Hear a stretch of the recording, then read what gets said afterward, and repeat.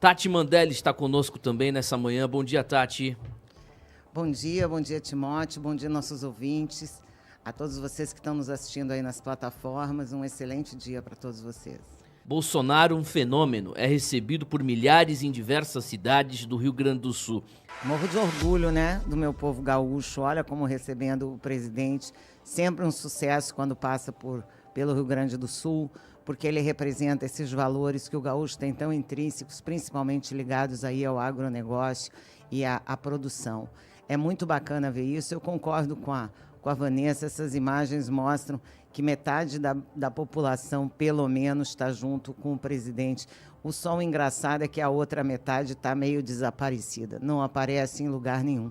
Mas a gente não precisa falar dos outros, o importante é a gente perceber que esse presidente é o presidente realmente amado pelo povo brasileiro, porque ele foi o único presidente que representou de verdade os interesses da população. A população com Bolsonaro foi protegida, diferente do que está acontecendo nesse momento.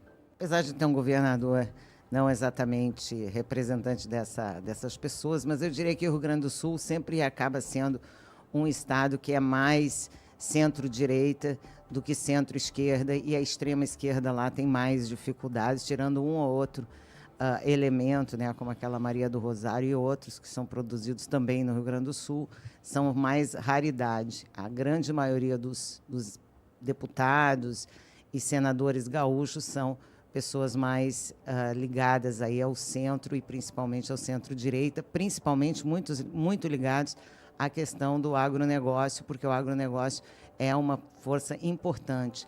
Eu lembro que, além de Não Me Toque, ele teve em Passo Fundo. E eu não sei se vocês sabem, mas Passo Fundo, ali naquela região, é uma região industrial também importante, ali Erechim, Passo Fundo, são lugares que a gente também tem muitas indústrias. Então, o Rio Grande do Sul tem essa característica de ter uma economia bem diversificada em diferentes pontos. Então, acho que o presidente Bolsonaro está sendo recebido como merece, na verdade, pelo povo brasileiro. E cada dia a gente percebe mais o quanto que ele merece o apoio de cada um de nós, pelo tanto que ele fez e faz por cada cidadão brasileiro. Vamos lembrar que o Lula não chega num estádio de futebol desde 2007. É verdade. Foi a última vez disso? que ele esteve num estádio de futebol. Todas as outras ocasiões ele não foi com medo de ser vaiado. Então a gente está aí um horizonte grande de tempo aí, de quase 14 anos, de Lula não conseguir reunir essas pessoas nem na festa da posse, nem com pão com mortadela. A capital, na verdade, nesse momento, Vanessa, ela está sendo administrada por uma pessoa de centro-direita bastante forte. Lembra aquela pessoa que a gente já mostrou aqui várias vezes, Sim. o Ricardo Gomes? Ele é o vice-prefeito de Porto Alegre. Ele trabalha junto com Sebastião Melo e provavelmente será reeleito, né, apesar de todas as bravatas da esquerda. A esquerda, nas poucas vezes que tomou o poder no Rio Grande do Sul, com Olívio Dutra, já faz bastante tempo, o Rio Grande do Sul não teve uma boa gestão com o Olívio Dutra, né?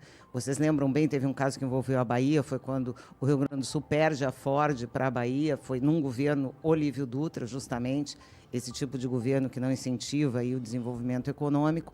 Então, acho que desde aquele governo do Olívio Dutra, que a extrema-esquerda tem mais dificuldades no Rio Grande do Sul como um todo. E em Porto Alegre, há muito tempo que é de centro e agora mais de centro-direita com o Sebastião Melo.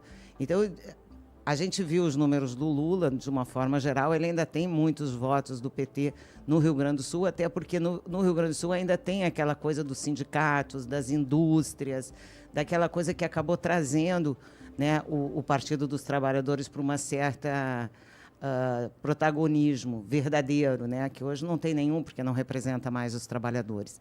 Mas teve naquela época. Então, o Rio Grande do Sul, eu te diria que é bastante dividido, mas mais dividido dentro do centro-esquerda do que da extrema-esquerda. Que o pessoal se cria menos ali, essas coisas radicais que a gente vê, por exemplo, no Rio de Janeiro, a gente não vê no Rio Grande do Sul. Então, é um estado mais organizado, a própria polícia militar é mais organizada, e é um estado, de alguma forma, também bastante aberto, né? Porque a gente vê o único estado do Brasil que tem um governador hoje que se diz homossexual. Então, quer dizer, é uma coisa que para o gaúcho, né? Então, a gente já começa a ver que o Rio Grande do Sul é um estado bastante avançado, mas não avançado a ponto, né, de permitir que as pessoas tomem suas propriedades ou que mandem muitas leis que acabem com a produção. É um estado muito produtivo, quase todo mundo é empregado lá.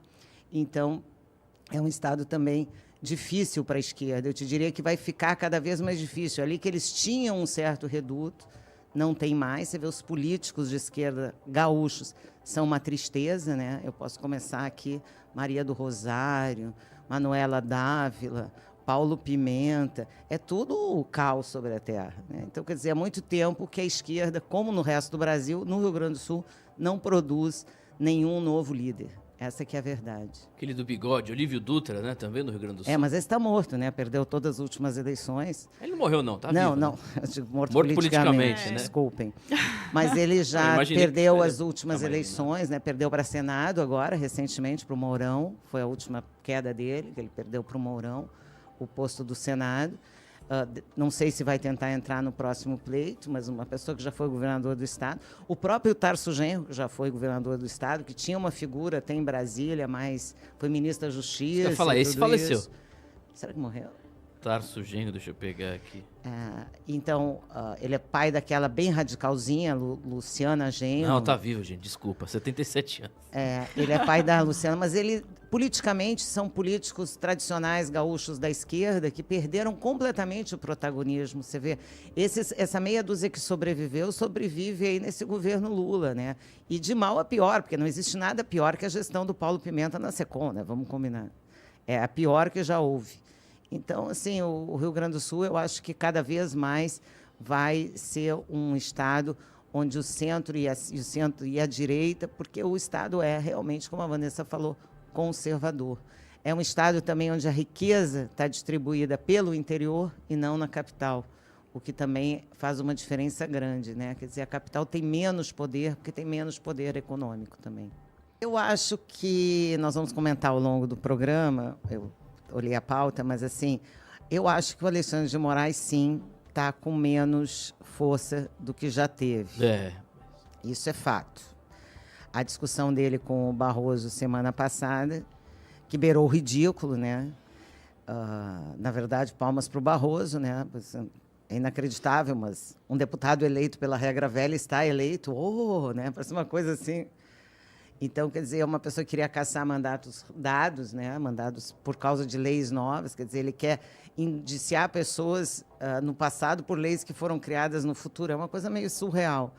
Então, eu acho que o desgaste dele na corte já foi grande naquela discussão da semana passada. Teve a manifestação do dia 25, ao mesmo tempo você não vê nenhuma outra manifestação, e a gente tem a questão internacional, que eu acho que a gente vai falar daqui a pouco, que essa sim, Timóteo, eu tenho uma opinião bem dura a respeito dessa repercussão internacional que está tendo esses abusos do Alexandre de Moraes. Isso não é pouca coisa, não. Gostaria de te perguntar, Tati, o que você espera da visita do presidente Bolsonaro sexta-feira, às 11 horas? Você irá recepcionar o Bolsonaro no aeroporto? Não, no aeroporto não. Nós temos um encontro com a Michele à tarde. E no dia seguinte tem um encontro com o Bolsonaro no Centro de Convenções.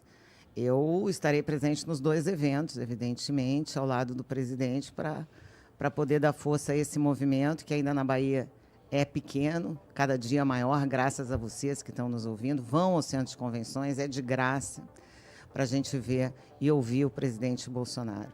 A Bahia, a gente sabe, foi um dos estados que definiu essa eleição, porque os 2 milhões de votos necessários para o Bolsonaro ter ganho, ele perdeu exatamente aqui na Bahia. Não vamos nem comentar como, né? Que isso é outra questão. Mas, assim, é muito importante esse estado, porque o estado da Bahia acaba sendo fiel da balança do que acontece no Brasil.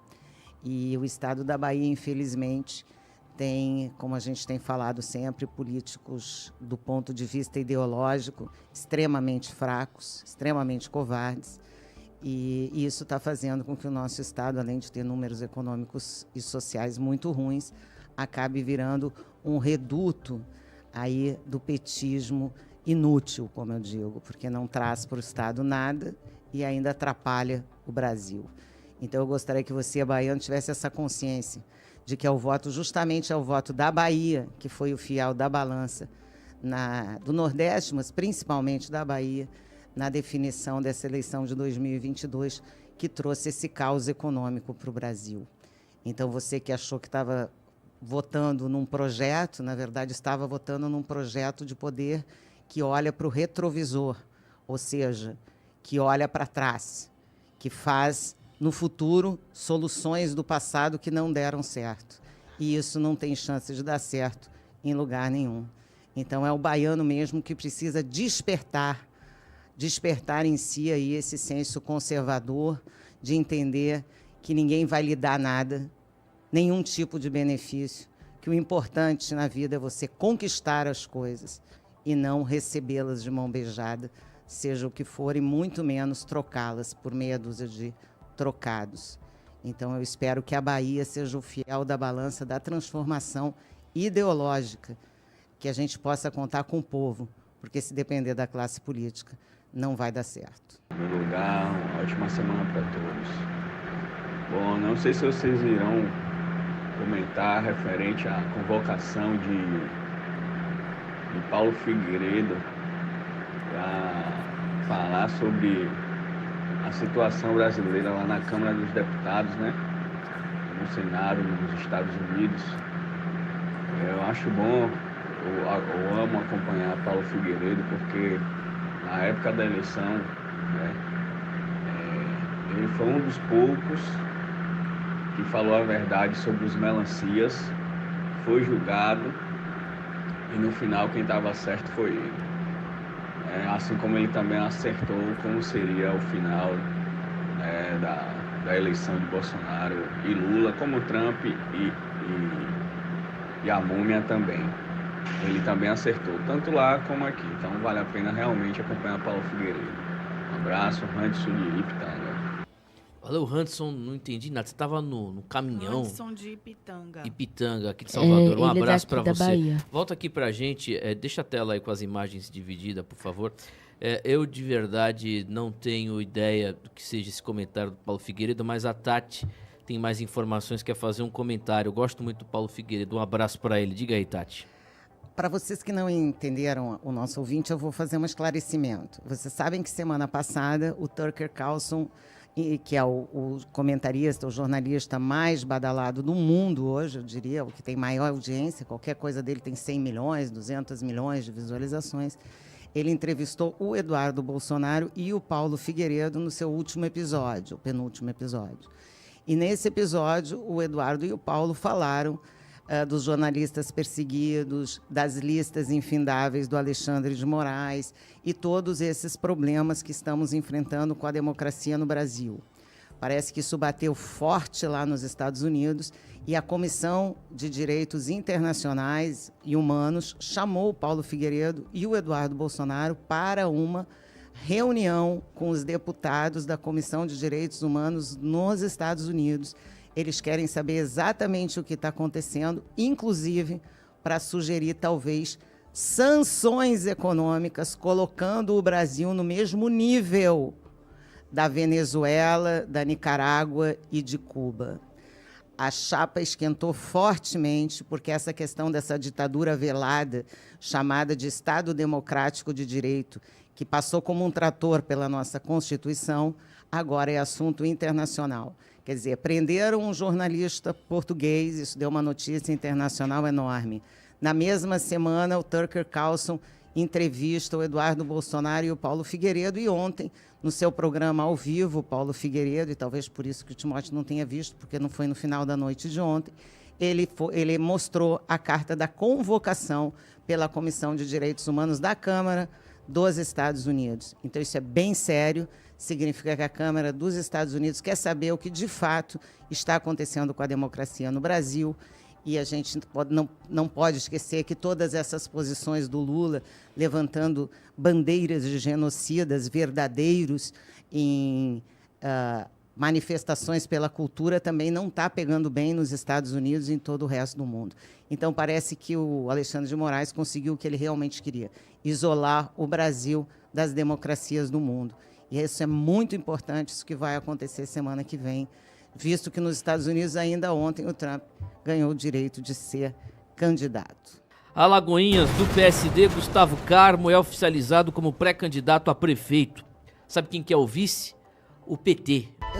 Eu ouvi de um dirigente de partido, essa semana que passou, uma coisa que me deixou extremamente preocupada. Ele estava dizendo que mesmo algumas prefeituras que são de centro ou até de direita vão migrar em acordos escusos com o PT para liberações de verbas. Então, o que está acontecendo na Bahia é um toma lá, dá cá gigante. Você é do PSD? Então tá, você quer dinheiro aqui do governo do estado para fazer isso, aquilo, outro, então você bota pelo menos um vice do PT e entra no nosso time.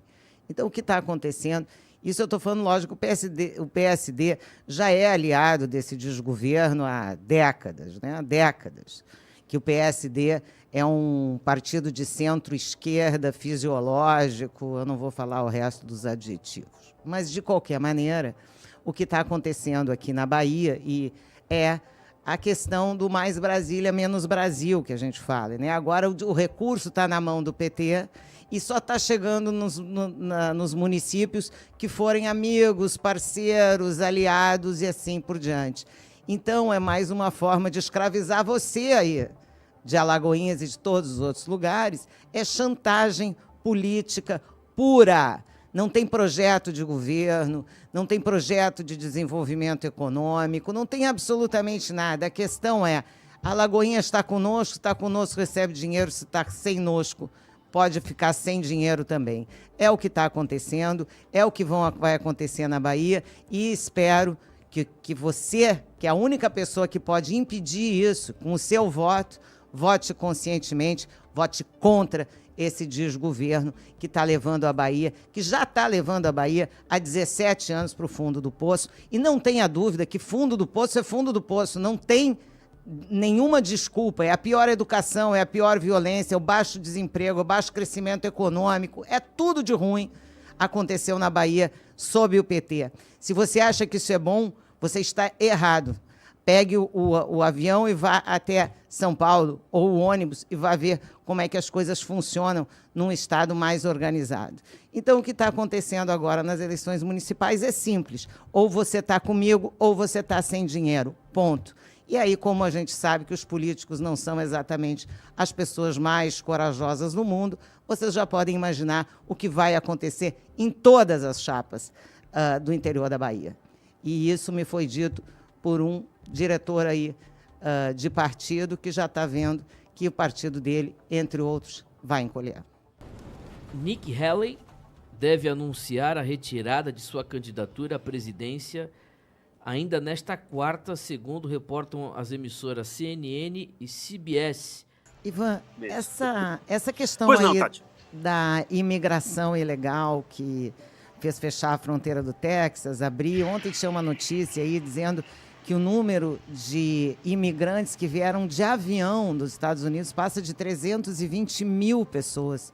Você acha que existe realmente esse plano de colocar esses imigrantes para votar ou, pelo menos, para criar uma espécie de guerra civil nos Estados Unidos? Pode ser uma estratégia do Partido Democrata, tentar criar o caos no dia da eleição, né? Com um número muito grande de pessoas não aptas a votarem, comparecerem ali, entupir as filas. Infelizmente, os eleitores do Partido Republicano, eles têm um histórico de não votar pelo correio, não votar antecipado, então eles preferem ir no dia da eleição, que vai ser dia 5 de novembro, e de repente, mesmo esses imigrantes não tendo direito a voto, eles ficam na fila, às vezes um que outro acaba desistindo de votar, porque vê a fila muito comprida. O Ron DeSantis, na Flórida, ganhou as eleições em 2022 com 20% de vantagem. Foi a maior vitória de um republicano naquele estado em 40, 50 anos. Mas por quê? Porque ele conseguiu convencer o eleitor dele a justamente votar antecipadamente, já que é permitido. Isso não vale só para o Partido Democrata, vale para o Partido Republicano também. Agora, eu acredito mais que seja uma questão mesmo de tentar criar o caos, não numa guerra civil, acho que essa possibilidade ainda é um pouco remota, mas sim, de tentar criar uma convulsão social próxima à eleição. Essa possibilidade existe. O negócio pegou fogo lá em São Paulo, né?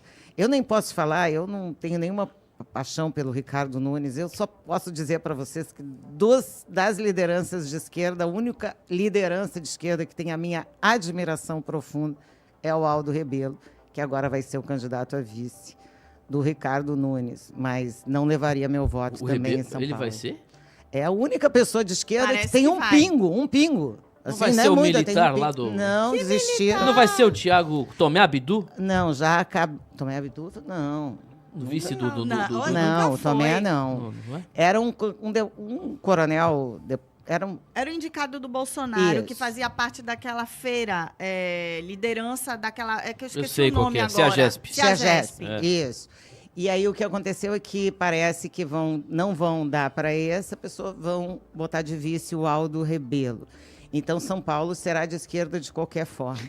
Se é para ser de esquerda de qualquer forma, é melhor que seja via Aldo Rebelo, porque é a única pessoa da esquerda, nesse momento, que tem ética, coerência e pensamento cognitivo. Governo desclassifica a proposta de empresa brasileira e a BYD inicia obras na Bahia. Bom, eu quero lembrar vocês que estão me ouvindo, e não é piada, que em 1996, 97, uma empresa chinesa dessa enterrou um carro dizendo que ia produzir vários. Nós estamos esperando até hoje esses carros darem frutos, ou dar uma árvore. Também esses mesmos chineses disseram que iam fazer um VLT no subúrbio. Por causa disso, desativaram o trenzinho, deixaram milhares de pessoas lá no meu bairro, sem ter sequer como se locomover, e até agora, nada. Também disseram que iam construir uma ponte entre Salvador e Itaparica. E semana passada mostraram uma foto. Se você tiver, Rebeca, por favor.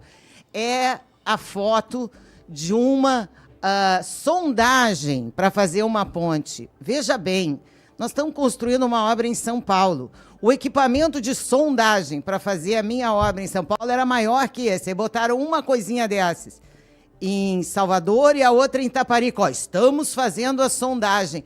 Então, assim, a piada já vem pronta, porque outdoor com essa ponte, você já viu, eu já vi, todo mundo. E nem a sondagem sequer fizeram. Eu não sei quantos milhões já vieram ou já foram para a China nessa confusão toda. Então, se você quiser saber se eu acredito, é lógico que eu não acredito. Eu acho que é um absurdo um governo não privilegiar uma empresa nacional em detrimento de uma internacional. Vocês não são do PT? Não, deixa eu entender assim. Quando eu era adolescente, me disseram que o nosso problema eram as multinacionais. Não, porque as multinacionais vão acabar com a riqueza brasileira. Ah, porque as multinacionais e blá, blá, blá. Então, agora, o nosso governo dá incentivos para uma empresa multinacional em detrimento de uma empresa brasileira. Eu acho que o nosso governador, no mínimo, foi burro, devia ter tido a dissensatez ou a inteligência, que não lhe é hábito, pelo menos nesse momento, de dar chance a duas empresas, porque para a Bahia é melhor duas do que uma só, muito menos uma chinesa, que está lá do outro lado do mundo.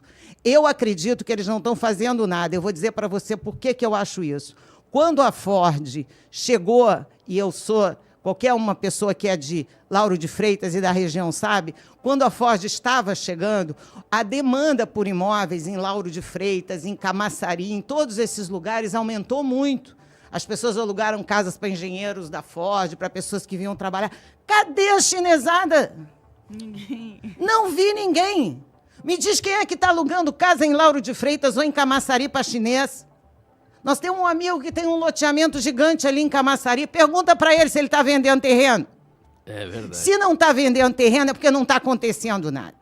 Então, vamos falar português bem claro, que do ponto de vista econômico, até agora nada aconteceu. Agora, eu não sei se não está baixando o navio, cheio de carro da BYD, da China, com ICM de 5% sendo vendido no Brasil. É isso que eu gostaria de saber, porque o benefício fiscal está bem definido. E 5% é quase nada de imposto para um carro.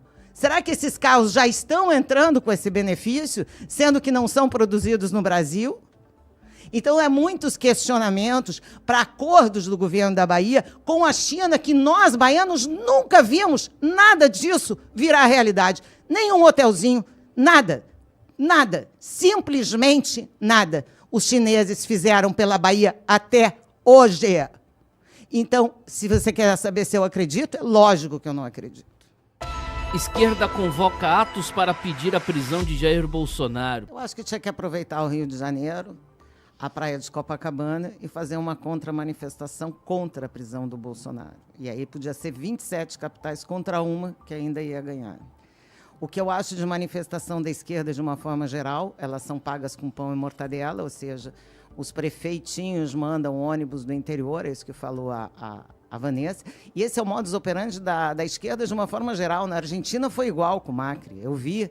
Ninguém me mostrou, não. Eu vi ônibus e mais ônibus, com o sindicato descendo lá para fazer uma manifestação a favor do Macri.